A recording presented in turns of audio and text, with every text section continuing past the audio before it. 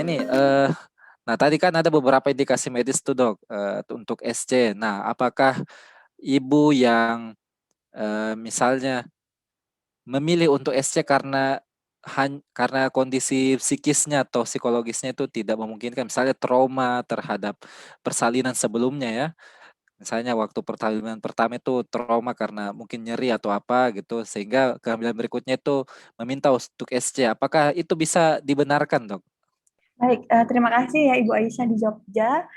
Eh, Bagaimana jika Ibu memilih untuk tindakan SC? Ini sering terjadi ya. Nggak, tidak dipungkiri ini memang apa ya kita bilang hal yang paling sering terutama seperti ini. Terutama misalnya uh, perempuan ibu hamil usia masih muda ya di bawah 25 tahun yang baru nikah tapi udah langsung hamil gitu. Jadi secara psikis belum siap ini mau melahirkan loh. Ini proses yang untuk nahan sakitnya itu luar biasa sakit banget gitu. Lebih dari sakit sebuah sakit menstruasi. Jadi sakit persalinan normal itu kalau dihitung skalanya 1 sampai 10 itu dia udah 9,5 sakitnya gitu ya. Jadi itu memang sering terjadi. Nah, jika itu tapi memang dari kondisi si ibu bagus tidak ada masalah. Misalnya anak pertama kemudian kepalanya di bawah, posisi sudah masuk panggul. Ya, tetap kita sebagai seorang dokter mengarahkan untuk pilihan choice, memilih secara ini. Jadi boleh kita usahakan coba lahiran normal dulu, ya, menunggu sampai memang tanda persalinan muncul, pembukaannya nambah. Jadi kita nggak bisa, oh ini dok saya nggak tahan nih dok, baru buka 2 nih, masih ada bukanya 8 lagi sisanya nih.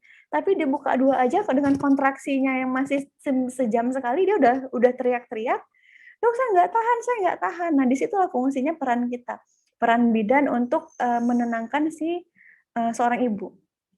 Ya karena sakit ini bakal kita rasain gitu untuk proses persalinan bayi.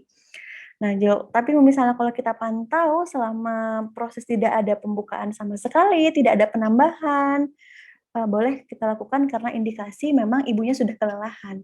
Jadi memang indikasi dari ibunya tadi. Tapi kalau misalnya dia bagus-bagus aja, dok saya mau milih tanggal cantik nih gitu misalnya ya, paling sering ya dok saya minta tanggal 1 Januari gitu ya. Uh, itu tadi ya, semuanya sih sebenarnya secara prinsipnya adalah secara indikasi. Kalau tidak ada indikasi, maka tidak bisa dilakukan tindakan SC. Kecuali misalnya dia sudah riwayat SC, masuk ke dalam indikasi maternal. Riwayat SC 1 kali dengan usia kurang dari 18 bulan, atau riwayat SC-nya 2 kali. Itu sudah mutlak untuk dilakukan SC gitu Mas Idam. Jadi kalau sesuai request by request ya, kita bakal kasih penjelasan dulu ke ibunya.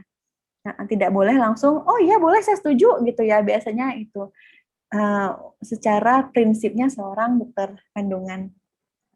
Ya baik, terima kasih Dokter Cut ya. Jadi uh, tadi kita bisa dapat pelajarannya bahwa untuk SC itu memang harus indikasi ya, indikasi dari medis. Kalau misalnya by request itu mohon untuk dipertimbangkan ya Ya, betul. bagi pasien dan juga bagi keluarga yang kemudian menginginkan ya. Karena SC itu juga ya kalau mau dibilang bebas nyeri ya ada juga nyerinya pastilah seperti Benar. itu. Oke, ini ada pertanyaan menarik juga nih, Dok. Ini mungkin tadi dokter kan mempresentasikan kan tentang indikasi. Nah, ini ada dari Lia di Kulon Progo, Dok. Dia ini punya penyakit sesak nafas dan juga mata minus gitu. Minusnya itu 4. Apakah itu eh, adalah indikasi sesar, Dok, atau bisa lahir normal, Dok? Kalau ada gangguan penglihatan minus dan juga Ya. sesak nafas. Terima kasih, Dok. Ya, baik. Terima kasih ya Lia di Kulon Progo. Pertanyaannya bagus sekali. Ini paling sering ditanyakan, dok bagaimana sih kalau misalnya saya punya asma? Terus saya takutnya tidak bisa lahir normal. Apakah bisa saya lahir normal? Nah, asma, tapi kalau misalnya tidak dalam serangan, itu tidak masalah untuk lahir normal. Jadi kita pertanyaan yang saat anamnesis adalah ada kan riwayat asma. Nah, asma misalnya itu kumat asmanya terakhir itu kapan? Ya terjangkit asmanya itu kambuhnya kapan? Tapi kalau misalnya dalam waktu kurun 3 bulan sebelum persalinan dia asma berat atau asma sedang, maka pilihannya memang tidak bisa dilakukan persalinan normal. Jika kurun waktu untuk terjangkitnya serangan asmanya itu dalam waktu dekat. Nah, tapi kalau kita tanyakan Ibu terakhir kumat asmanya kapan? Itu waktu saya SMP, Dok, gitu. SMP sekarang udah berapa ya? Jadi udah terlalu jauh. Dan saya punya riwayat asma, tapi saya tidak pernah kambuh. Itu bisa lahiran normal. Jadi boleh untuk lahiran normal. Jadi kita tanyakan ulang riwayat asmanya seperti apa, dan saat dilakukan pemeriksaan, dokter bisa tahu kondisi pernafasannya seperti apa, sekarang sedang sesak atau tidak, sekarang sedang asma berat, akut atau tidak, itu bisa dinilai. Kalau misalnya dia sedang asma akut, pilihannya tidak bisa dilakukan persalinan normal. Kenapa? Ibunya sendiri untuk nafas sudah megap-megap, udah susah ya. Apalagi untuk ngedan. Jadi pilihannya adalah SC. Itu nanti masuk ke dalam indikasi maternal karena ada riwayat penyakit ya, penyakit misalnya salah satunya adalah asma beratnya. Untuk mata minus, nah berdasarkan penelitian nih, untuk mata minus itu tidak ada indikasi untuk dilakukannya SC. Nah, jadi apalagi ukuran ya, itu matanya itu di bawah 4. Tadi misalnya Ibu Lia itu 4. Itu masih bisa kita lakukan persalinan normal. Kapan kalau misalnya mata minus bisa harus dilakukan operasi? Ini masih jadi perdebatan sih kalau misalnya di jurnal atau di penelitian ada yang dikatakan di atas 6 itu sudah harus dilakukan SC. Tapi secara pengalaman sendiri ada yang sudah matanya -6, ibunya gampang untuk ngedannya ya, nggak terlalu sulit, bisa lahiran normal. Jadi itu jadi sebuah perdebatan ya. Kalau misalnya, tapi itu tidak menjadi sebuah indikasi untuk SC. Misalnya mata minus saja itu tidak jadi indikasi SC. Gitu, Mas Idam. Baik, terima kasih Dok. Jadi Bu tidak usah khawatir ya. Jadi nanti Mm-mm. sebaiknya periksa dulu ke dokternya untuk memastikan kondisi sesak nafasnya itu apakah itu masih memungkinkan untuk SC atau untuk normal atau harus dilakukan dengan tindakan operasi. Nah, ini Dok, ada lagi pertanyaan ya. Nah, mohon maaf ya untuk partisipannya, saya memang memilih-milih pertanyaan yang akan ditanyakan ya. Kita prioritaskan yang sesuai dengan topik ini gitu. Nanti kalau misalnya ada waktu kita coba untuk jawab semuanya gitu. Nah, ini Dok dari Lukman ya, Bapak Lukman di Palembang gitu. Ini juga saya pernah alami sih kejadian begini tentang pasien PEB Dok. Ya, Nah, benar. apakah setelah dioperasi itu harus mendapatkan pemantauan khusus di ruang ICU Dok atau bisa di ruang biasa? Karena pernah saya dapat itu di ruang biasa tiba-tiba langsung kondisinya memburuk dan wafat setelah itu. Itu bagaimana penjelasannya Dok? Baik. Preeklamsia atau PEB itu jadi momok besar ya. Jadi istilahnya jadi hal yang paling ditakutkan baik bagi pasien sendiri maupun bagi kita seorang SPOG. Karena apa? Dia walaupun sudah kita tahu itu adalah sebuah preeklamsi, tapi dia seperti penyakit 1000 wajah gitu. Jadi kan kondisinya bagus saat durante operasinya normal, tidak ada masalah, tensinya saat durante bagus, tidak tinggi, pasien diistirahatkan di bangsal biasa dengan pemantauan monitor. Tapi tiba-tiba kejang lagi ya, kejang lagi. Nah, itu paling sering terjadi. Nah, memang preeklamsi adalah tanda kutip harus dilakukan pengawasan yang intens mengenai preeklamsi. Sampai kapan? Kadang sampai usia 3 bulan pos melahirkan pun si ibu pulang ke rumah keadaan baik-baik saja bisa kambuh lagi. Tiba-tiba tensi tinggi terus kejang. Kemudian kejang tidak bisa diselamatkan kemudian meninggal. Itu sering postpartum eklamsia. Nah, bagaimana yang baru lahiran?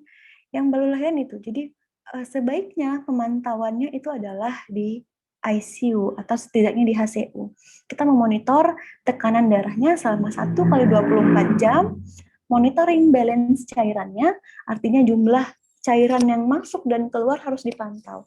Kenapa? Kalau misalnya loss of follow up atau tidak terkontrol, ibunya terlalu banyak konsumsi minuman, ya, sedangkan pipisnya sedikit, yang keluar sedikit, lama-lama cairan itu akan menumpuk di paru-paru. Kondisinya bagus-bagus saja, saat sebelum operasi hanya preeklamsia, terjadi komplikasi.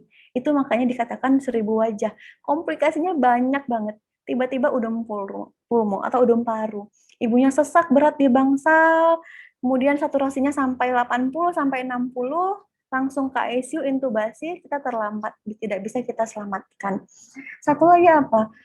Komplikasi yang paling ditakutkan adalah darah ya. Jadi partial HELLP syndrome. Jadi itu adalah kelainan dari hemolisis atau pecahnya dari si sel-sel darahnya si ibu-ibu preeklamsia.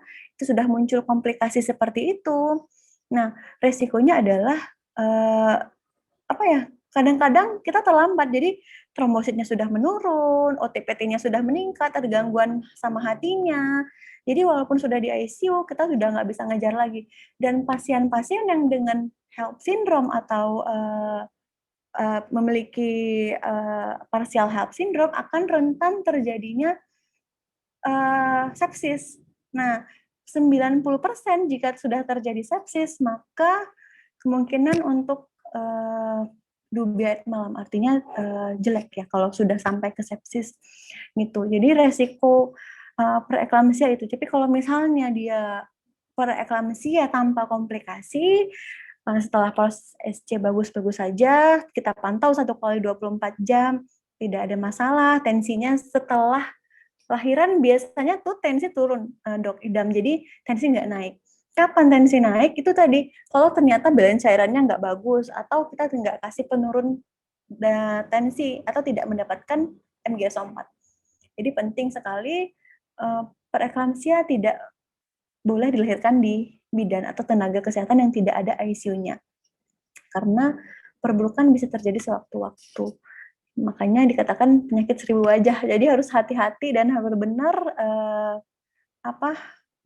care lah sama pasien dengan preeklamsia. Gitu.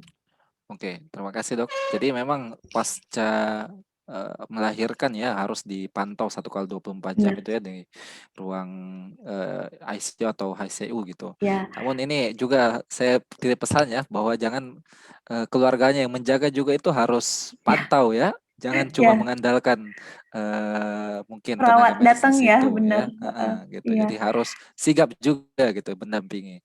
Iya. Oke. Ini tambahan sedikit. Jadi sekarang lagi meningkat nih dok kasusnya. Yang saya katakan preeklamsia postpartum. Jadi saya bilang tadi pasien udah pulang bagus ya, kondisinya baik-baik saja, tekanan darahnya bagus, tapi 2 minggu kemudian datang dengan kejang, tidak sadarkan diri, kemudian sepsis, meninggal. Yang harus dipantau di rumah oleh ibu-ibu atau suami yang tahu kondisi si diri pasiennya atau dirinya sendiri adalah pernah riwayat preeklamsia atau darah tinggi, di rumah itu minimal 1 minggu sekali untuk lakukan tensi. Boleh di bidan, boleh di misalnya panggil bidannya ke rumah ya. Karena kita nggak tahu nih, kapan tensi itu tiba-tiba naik terus tidak dikasih obat-obatan, ibunya kejang, tidak terselamatkan. Satu lagi, jumlah cairan. Nah, kita selalu mengedukasi ke pasien yang post SC atau post persalinan dengan eklamsi atau preeklamsi untuk konsumsi cairan kurang lebih 2 liter. Jadi kalau bisa hanya boleh 1-2 gelas aqua segini itu. Nggak boleh dari itu, 1 kali 24 jam. Ya. Dok, gimana ASI saya? ASI saya kan saya masih nyusul, saya butuh air yang banyak ya. Biasanya gitu kan, habis lahiran harus minum air putih yang banyak. Tapi kalau except untuk pasien preeklamsia, jumlah cairan itu harus dikontrol. Jadi tidak boleh lebih dari 2 aqua sedang. Jadi sekitar dapat berapa itu? 1 liter atau 2 liter kurang. Itu harus, ini tidak boleh berlebihan ya.